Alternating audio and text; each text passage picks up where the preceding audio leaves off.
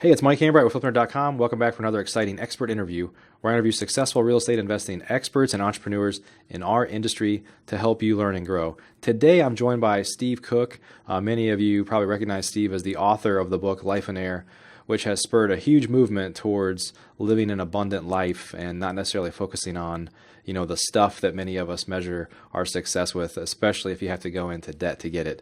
So Steve's an investor, a speaker, a coach. He wears a number of hats, but he teaches others now on kind of the Lifeonaire way, which has literally touched tens of thousands of lives. So that's exactly what we're going to talk about today, how to build a life that you love to live with real estate. Before we get started, though, let's take a moment to recognize our featured sponsors. RealtyMogul.com is an online marketplace for real estate investing, connecting borrowers and capital from accredited and institutional investors. Get a rehab loan fast and close in as little as 10 days with rates starting as low as 9%. For more information, call 888-296-1697. B2R Finance makes loans tailored specifically for rental investors. They can help you unlock equity from existing properties so you can get cash to grow your rental portfolio. That's huge, and it opens up lots of opportunities previously not available to rental investors.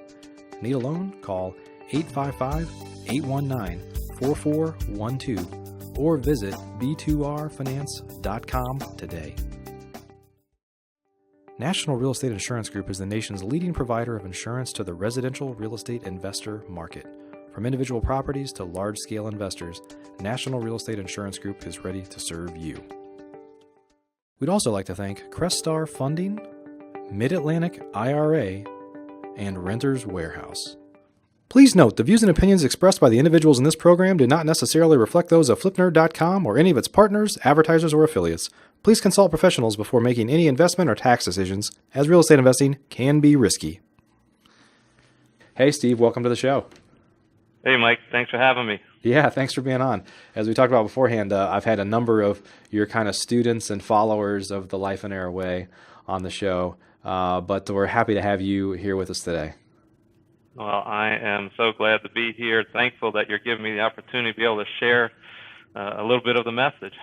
Yeah, it was. I've told your partner Sean McCloskey this before, that when somebody recommended the book to me, and I ended up, I remember it was a Saturday or a Sunday afternoon, I bought it on Amazon, and I couldn't put it down. I read it from, I say cover to cover, it was on my iPad, but you know what I mean, cover to cover, in one sitting. And, from my perspective, we'll talk a little about it. There were some things that it was kind of hard for a real estate investor to get over the no debt stuff, which is obviously somewhat counterintuitive to what a lot of us, but I will tell you that it sounded like it was about me, some of the things that were in there, and that it was just a page turner, if you will, that kind of hit home on hopefully a lot of people listening to this show will feel the same after they read the book. That is like, you work really hard, you've built a great life on the outside, but are you content? Are you satisfied with the life that you're living? Are you living it to the fullest? So it was, thank you for sharing it with me without even knowing you were sharing it with me, but anyway, I'm excited to learn more about kind of how that all came about today.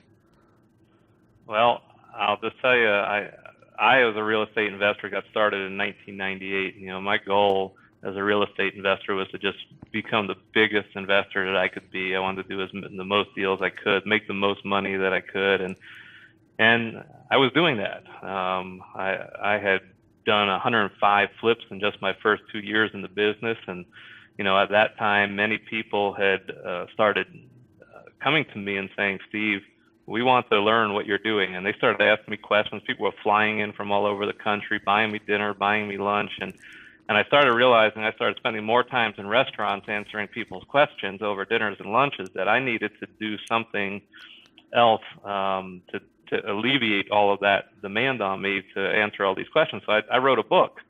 And that was a real estate investing book on the topic of wholesale flipping, which is what my specialty was at that time.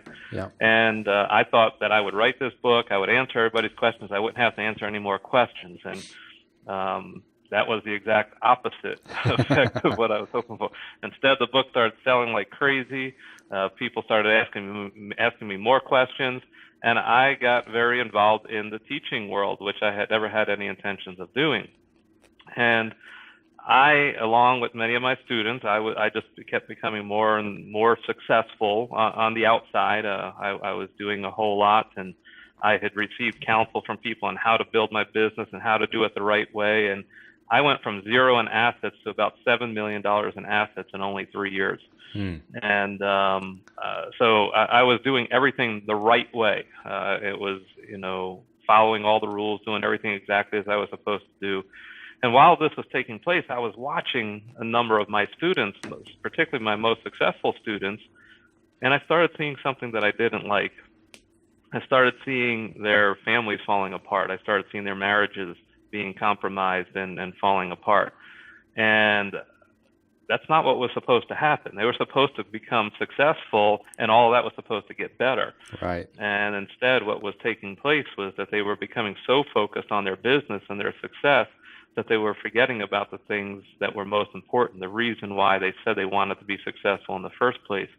And I saw a little bit of that happening in my own life. And that's when I started taking a hard look at, what am I doing? Why am I doing all of this? And, today I have so much more, and I've got all of this stuff, and I've got everything that everybody says we're supposed to have. But the one thing I didn't have was joy and peace in my life. I didn't have the time to enjoy all of the stuff I was able to accumulate. And it was about that time when the Lifeonaire idea was sort of came to me, and I realized I needed to start doing something different with the real estate investing community.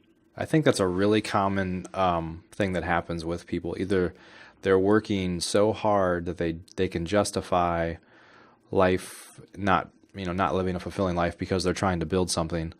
And then you've seen it. We know a lot of these people. I mean, we both you and I have been there as well. You just shared your story, and mine's the same, in that you get to a point to where, well, you built it, but it can't maintain itself. So now I've got to keep the wheels on the bus, and you end up making sacrifices to where you're missing family things, or you're doing things that are the very reason why you tried to achieve that level of success, was to get these freedoms. But now you've got to keep the wheels on the bus, right? Mm-hmm. Yeah. And that's exactly what was taking place. And as much as we try to build the business and put systems in place, I've come to realize that this is a business that is very difficult to systematize and let run on its own. I have still failed to find anybody who has completely systematized this business where they can walk away from it. Instead, it's a business that requires our interaction, it requires our time, it requires our effort. And not only if I could, when I was able to get my time back and not put the hours in, mentally I was still checked out when I was home. I was still mentally giving myself to the business and finding it very difficult just to be there and be with my family. And I've encountered that with many students that I have coached over the years. Yeah. I've talked about some of this before. I feel it'd be interesting for you to share your insights on it. I know especially for real estate investors, because they're high ticket items and they tend to be, few and far between relative to selling pizzas or tacos or some other low ticket item. But it's just, you get in this feast or famine scenario where you're always trying to feast because you're worried about the famine, because you've probably felt it before and you don't ever want to go back. Is that part of what drives us to never stop?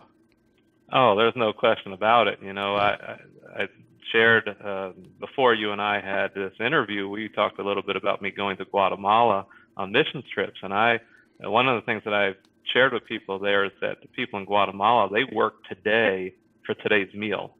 And I said, one of the differences for me is I'm working today so that I can feed my family 30 years from now, because I've got the next 30 years taken care of. I'm still worried about how am I going to feed them 30 years and a day from now. Right. And so we're always, even when we're doing well, we still then worry about that next day, or, how are we going to take care of ourselves beyond this?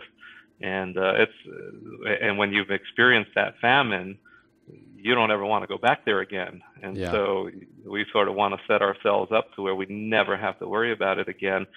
And through Lifeonaire, that is one of the big things that we address in our teaching, to not, put ourselves into that situation again. Yeah. Yeah. For those that haven't read your book, or maybe this is the first time they've ever even heard the phrase Lifeonaire, why don't you just kind of share what that is? What's your kind of elevator pitch on what that means? Well, a Lifeonaire, let's just say, sort of, it's like a millionaire, except it's somebody who's experiencing an abundant life, somebody who has a lot of life.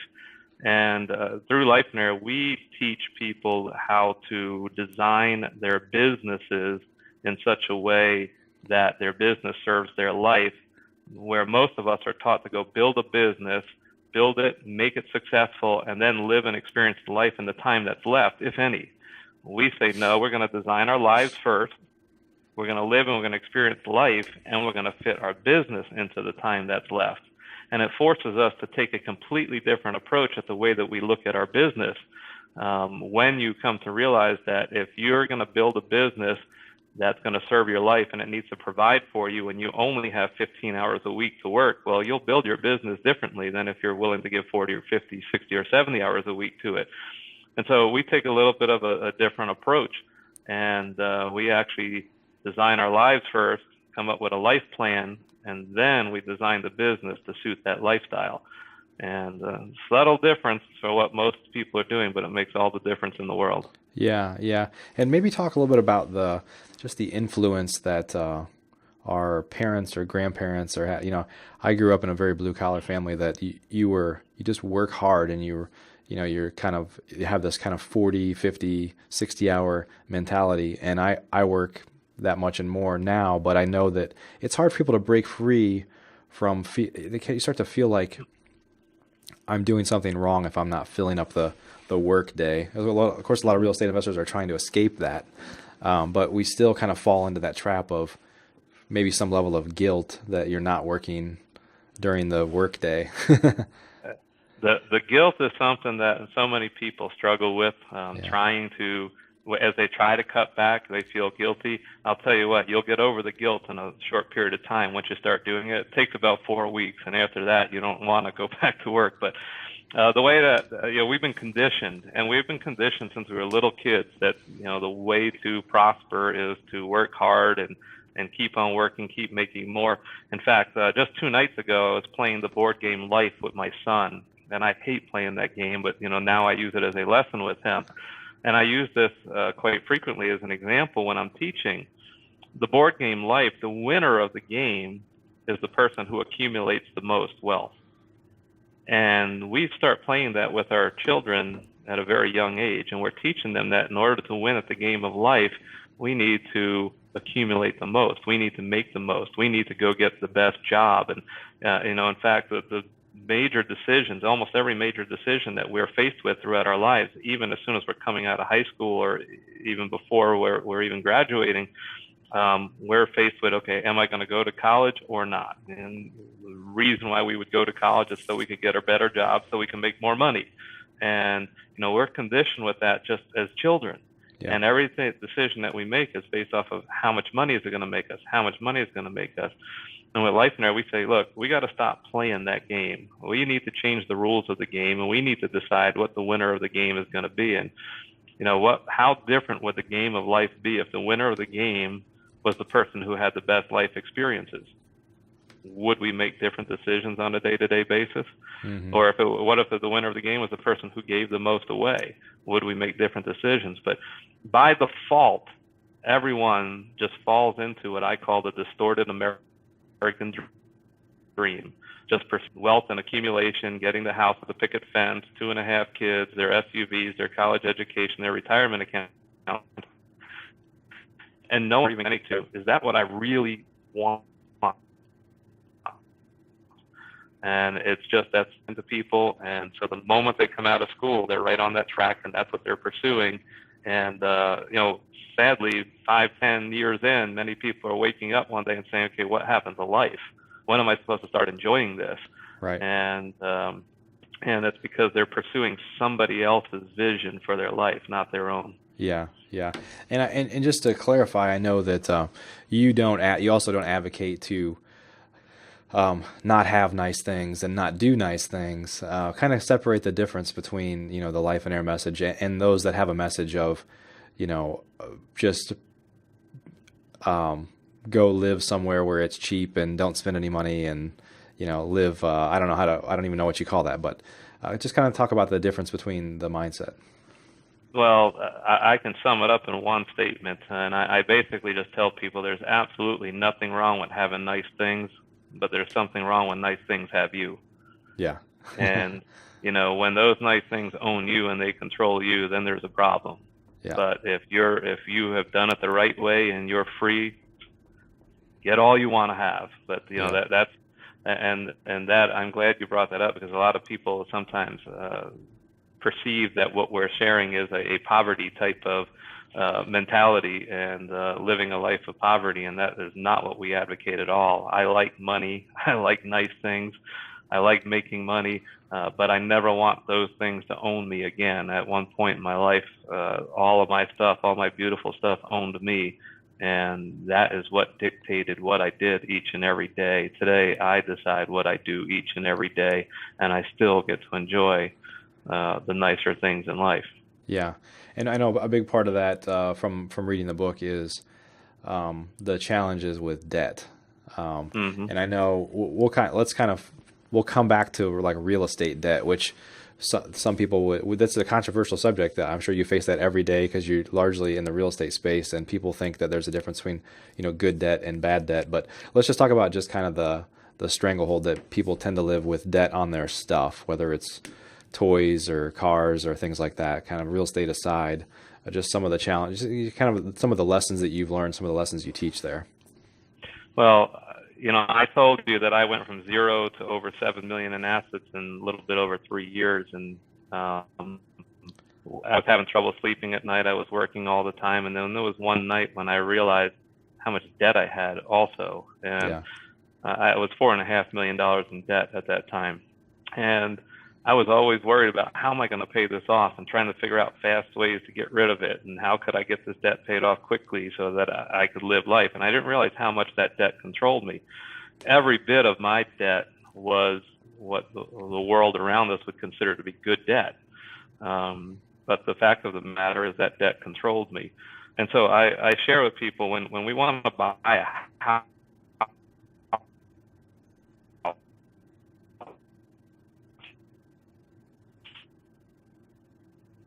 if we don't have a lender, I found a house that I'd like to purchase. However, can't afford to buy it myself. I was wondering if you could put the money up for me so that I could purchase this home. The lender goes and they check you out. You fill out all the paperwork, and if everything looks good, they come back to you and they say, you know what? You look like you'll be a pretty good servant. We'll go ahead. We'll put that money up for you so that you can experience that home. And we go and we sign the documents at the settlement table, and plain English, what those documents say is that if we're willing to faithfully serve the lender with 25 to 40% of our working hours for the next 30 years of our life, then they'll allow us to peaceably enjoy that home. If at any point over the course of the next 30 years we fail to faithfully serve them, then they'll throw us out of the home and sell it to somebody else. And after 30 years of faithful service, then they'll let us keep that home. Now, I know that comes across as harsh when I put it that way, but the reality of the situation is that's what it says. And when we start to take a house mortgage, and then we take car loans and student loans and credit cards, and you start to pile all of this up on top of one another, before long you wake up one morning and your life's not your own. You've promised your future away every single time you signed a loan. And when I say the 25 to 40% of your working hours, that's the amount of your income, debt to income ratios, that the lender will allow you to put toward your home. And so the moment we signed that, we just promised 25 to 40% of our working hours for the next 30 years of our life to that lender. And every time we sign a loan, we promise a part of our future away. Now, the good debt, bad debt arguments, there's the good debt is good debt when it works. It doesn't always work when, the day that the tenant doesn't pay, or the month that the tenant doesn't pay, or the house is vacant, we can't call up the lender and say, well, I'm not getting paid this month. Can I not make a payment to you? And if we could do that, then it would be a much better thing. But, everyone calls it good debt until the day it stops being good to them. And so I get you brought up that I probably get challenged with that all the time, and I do. And for me, I made the decision back in 2009 that I would never borrow money again for even for my real estate investing business.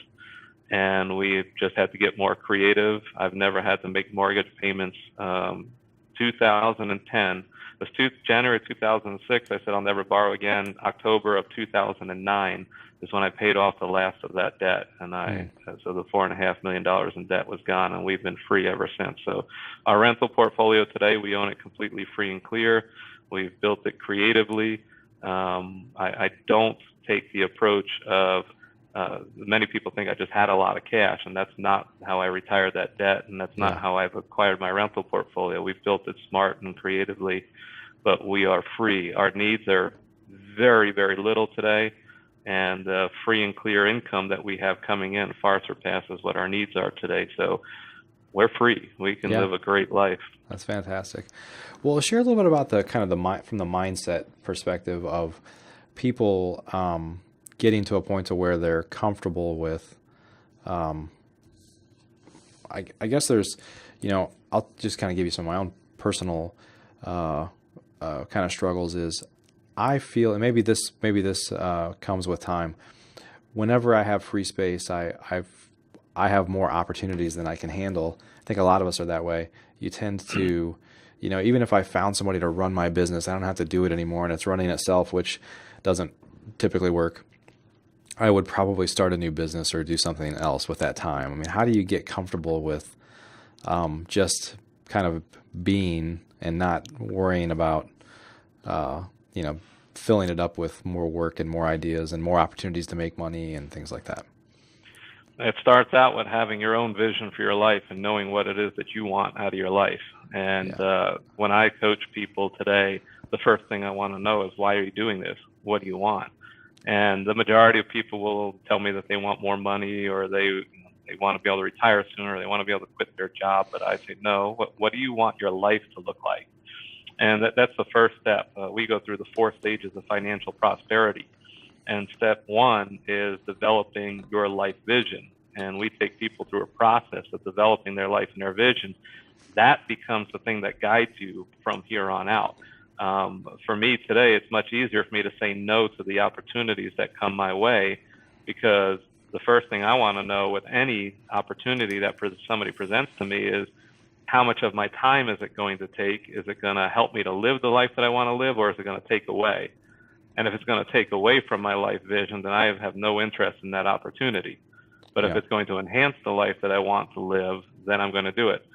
The problem is most people have never done this before, and just by default, we are told that life is all about accumulation. It's, accumulating the most, building up your retirement account so that one day you can live life. But we take a different approach, and we want to live that life now, not wait till we retire, but start living and experiencing it today. And so our life vision, the life in our vision, is what guides us through, and we can make decisions with that as the filter rather than how much money will it make me as the filter. So I know you have a process that you have people walk through. Are you comfortable sharing that, like the process of how people can start thinking about what is my life all about? What do I want my vision to be? Can you share some of that? Yeah, I'll share the 4 stages to financial prosperity and do that as quickly as I can here. But the first stage is developing your life and your vision. One of the things that we advocate there is to focus on prosperity through simplicity. If we keep things simple, it's very easy to climb the ladder of prosperity. Most of us complicate our lives to the point where we have to work so much just to sustain our lifestyles, and we bring all that complication into our life at a point when we're really not ready for it yet. But if we could just be patient and defer some of that. So we develop our life vision, and our life vision is the life that we want to live. Has nothing to do with money, has nothing to do with our business. How do we want to live and experience life? Then the interesting thing that we do is, as we take people through that process, we now have them fill out their day planner as if they were living and experiencing that life. And most people will quickly find out that they work way too many hours to ever live the life that they want to live. So something has to change. if you want to live and experience those things, if you want to pursue your hobbies, if you want to be available for your spouse, and you want to be there for your children and watch them grow up and help them do things and coach their little league teams, or all the things that you might want to do, it all takes time. And so most of us will find that there's usually 15 to 20 hours a week left to work if we're living the life that we want to live. Yeah. And so we have to change. So we identify maybe within 20 hours, I have to provide enough money for my family to live and experience this life. Well, this now takes us into stage 2. Stage 2 is when we have to meet our needs. This is the money that we actually trade hours for. We're trading our life to make money. We're for every hour we work, we're getting paid for that time. And so in stage 2, if we don't win in this stage, we can't possibly get to the other stages. We have to consistently be able to meet our needs in stage 2. And so understanding that the more complicated we make life, the harder we have to work in stage 2 just to get through it. If we keep things simple, and this is where the debt-free principle really comes in. If we don't owe anybody anything, we don't need much. And we can get through stage 2 pretty quickly and get to the wealth building stages, which are stage 3 and stage 4. Okay. And so stage 3 is where we begin to earn excess cash. And with that excess cash, you can do whatever you want to do with it. You can blow it on vacations. You can buy stuff with it.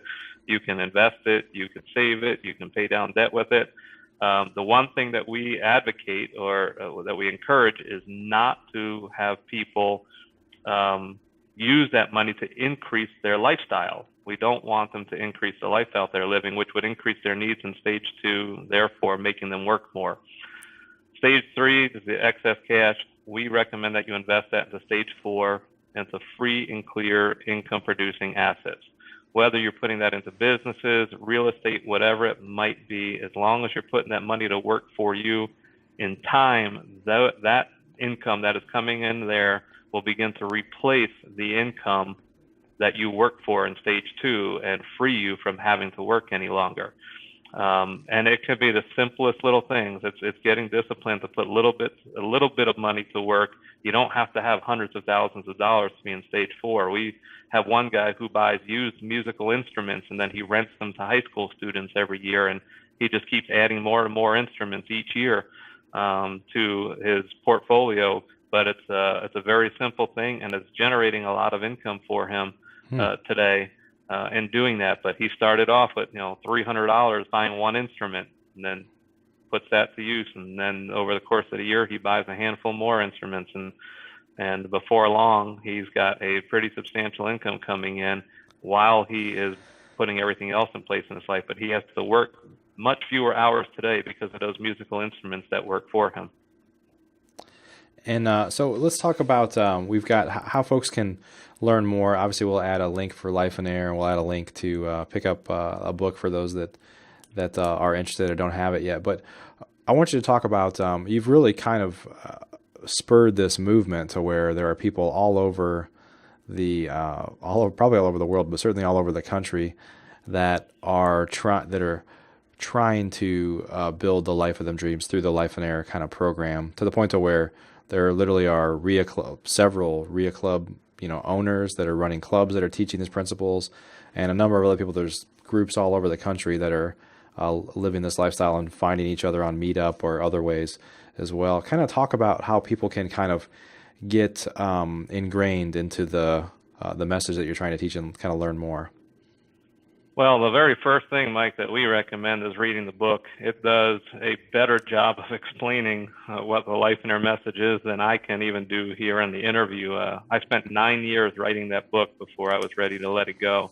Yeah. And like you said, the comments we get most frequently is people pick it up and they see themselves in that book. Most people will tell us it's the first book they ever read cover to cover, or put the book down. The message is clearly coming across through the book. Couples are reading it, both husbands and wives are reading the book, and they're sharing it with their friends because the message is so impactful. And I would highly recommend that people just pick up the book and read it. Beyond that, ultimately, it's coming out to a Lifeonaire event, investing 3 days of your life, into yourself. Our passion at those events is to really just give people the tools that they need to to develop a vision for their lives, to set themselves up to win, to rewrite the rules of living and stop living by the rules that the world around them tells them to live by, but to finally, say, no, I'm going to live my life. I'm going to live it the way that I want to live it.